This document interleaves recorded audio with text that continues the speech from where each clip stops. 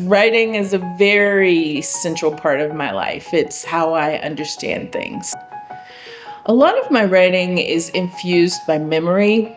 I find myself going back often to childhood experiences where things that were very vivid and meaningful for me then come into play in my current work. But they coalesce with my current experiences and situations in ways that I hope give the written work a lot of layers and a lot of levels.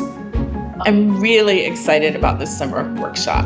It's an idea that I've had for a long time, and it was generated from reading T.S. Eliot, who wrote about the objective correlative. The idea that something outward and external is often the right vehicle to express something that is inward. What I'd like to do is create with the students an opportunity to go out and be present in Tahoe and really have a sense of the environment, what's around them, listening, looking, but at the same time that they're listening and very present, also hearing the echoes of the internal landscape that somehow connects to that, and how that coalesces with the actual moment that they're in and the unity of those two things.